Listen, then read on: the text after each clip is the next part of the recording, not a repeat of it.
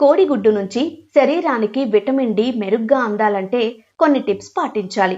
ఎగ్తో పాటు కొన్ని ఫుడ్స్ తీసుకోవడం వల్ల అది సాధ్యమవుతుంది. ముఖ్యంగా హెల్తీ ఫ్యాట్స్ ఉన్న వాటిని గుడ్డుతో కలిపి తింటే విటమిన్ డిని శరీరం బాగా శోషించుకుంటుంది.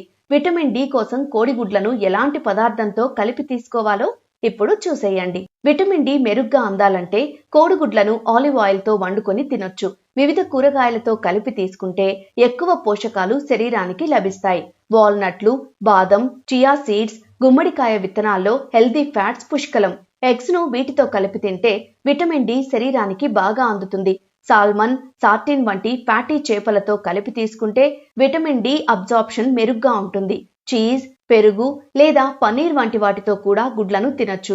విటమిన్ డి కోసమైతే గుడ్డులోని పచ్చసొనను ఖచ్చితంగా తీసుకోవాలి. గుడ్లను ఉడకబెట్టినా, పగలగొట్టి ఆమ్లెట్లా వేసినా లేదా ఫ్రై చేసినా విటమిన్ డి స్థాయిల్లో పెద్ద మార్పులేమీ ఉండవు. కానీ వండే విధానాన్ని బట్టి మన శరీరం తీసుకునే విటమిన్ డి స్థాయిలో మార్పులు ఉంటాయి. ఉడకబెడితే గుడ్డులో ఉన్న సహజమైన ఫ్యాట్ లభిస్తుంది.